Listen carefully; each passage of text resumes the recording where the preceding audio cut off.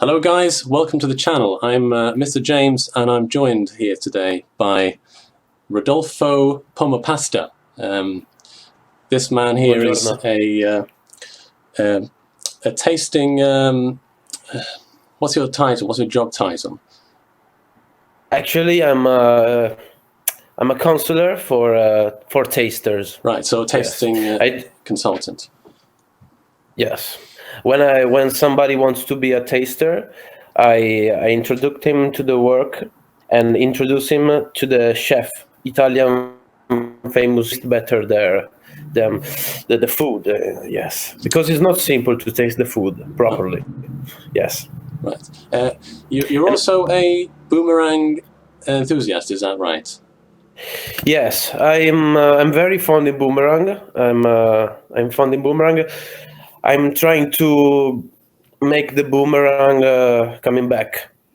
I'll never be able to do it, but one day I will. Yes. That is very interesting. Yes. Another thing is you're Yes. a political commentator. What's the particular angle that you take to your view of politics?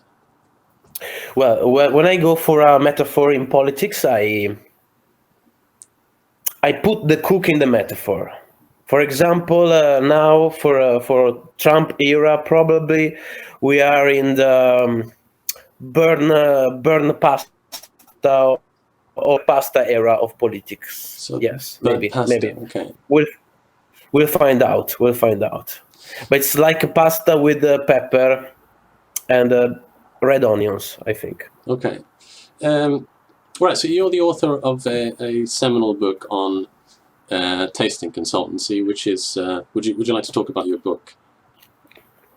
Yes, my book is very particular because can I say the title of my books? Yeah, that's fine. We'll put links in the description as well. Yes, is the Mouth of Pagliaccio, because when you eat properly, the Pagliaccio start to laugh. So the Mouth of Pagliaccio I have to stop you here because the viewers might not know that Pagliaccio is the Italian word for clown, if I'm not mistaken. Yes, if you remember Pavarotti's song, "Ridi Pagliaccio" was such important. Then if you can put the music on, it would be nice for the people, I think, maybe to listen to the song. Anyway, there are a few basic rules when you have to taste food. Mm-hmm. Not smoke cigarettes, because the taste is ruined by the smoke. Okay. And before eating, always introduce yourself to the chef, to be polite. Okay. Otherwise, the chef can spit on the dish, and the taste will be no good. Right. Yeah. So you don't want to make the chef angry. Otherwise, it will spit in your food. You don't want that. No. It will alter the taste as well. Is that right? It will change the taste of the food. And yes. And but it's not necessary to give the tips to the waiter. Maybe after the taste, but. And always brush your teeth before. The before time. Right.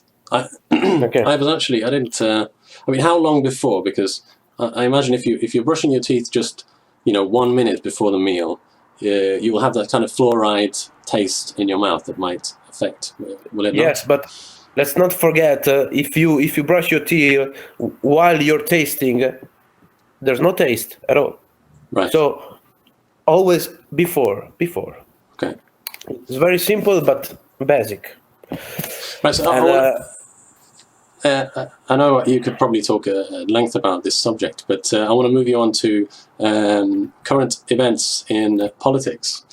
Yes. Now, what did you think about the United States election cycle right up until this moment, the inauguration? How would you describe? How would you describe all of this and how it plays out in the world stage? Well, actually, I think politics is like a big kitchen.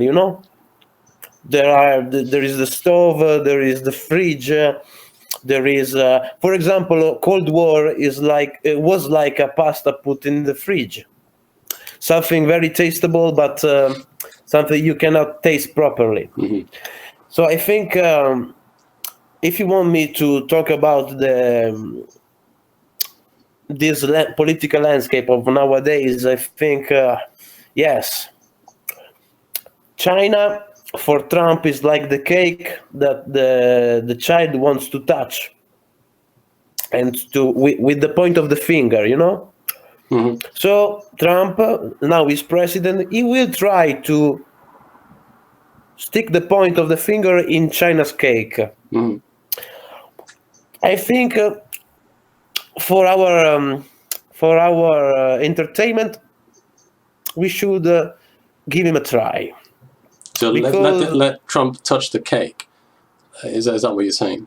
yeah, yes, because we will understand if the cake is eatable or not.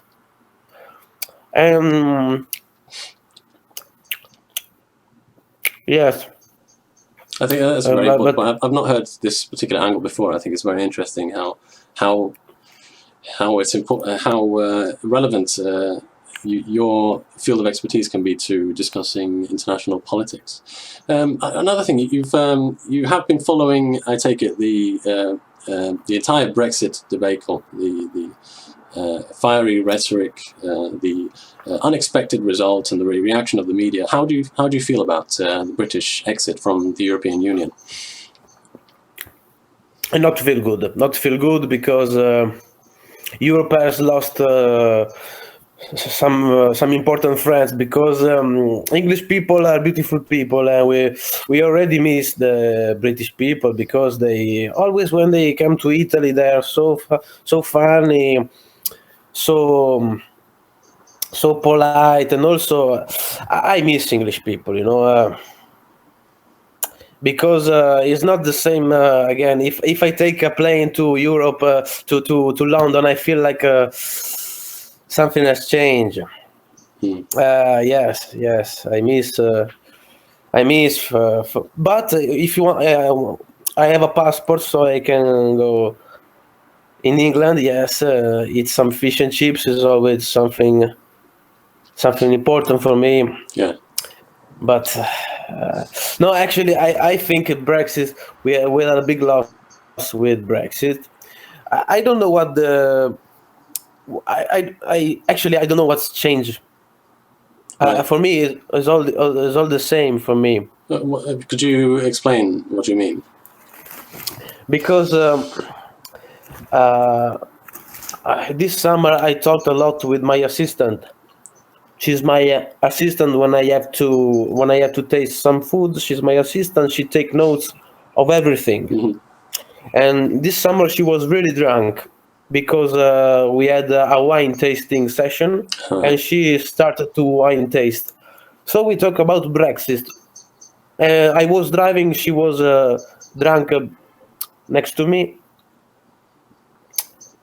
and he said, Rodolfo, what's going on with Brexit? I cannot go to England anymore. Yes, you can go, my assistant. I call her assistant because I always professional. Mhm. I don't know, the tickets so much expensive. No, it's you with Ryanair, with EasyJet you can go.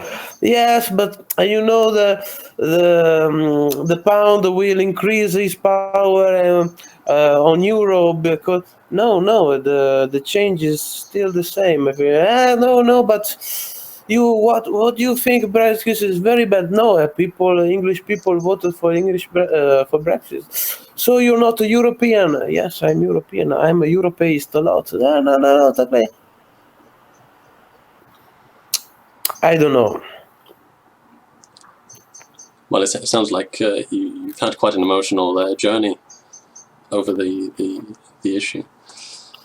Yeah. I think we should. I think we should wrap it up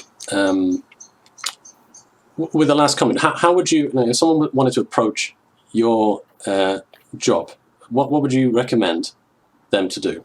What would you say is their first step? Okay, first of all, you must read a lot of books about poetry. Okay. is the first rule. Second, you must learn to dance some tip tap or tango stuff, because it will be useful a lot. Third, you must go to Africa at least once. Doesn't matter which state. Then you have to learn how to cook properly. Yes, you must cook properly. You must remember every ingredient has a soul. Every taste bud on your tongue has a soul, and you must satisfy your tongue, and with your tongue you satisfy your mind also, and your heart. And I think this is the basic Vangelo of my profession. It's not easy, and you have to fight for it. That's brilliant. Thank you very much for your time, Rod, and I hope to speak to you soon. And have a great time. Thanks for being on the show. Thank you, James. Thank you for your channel. It's fantastic.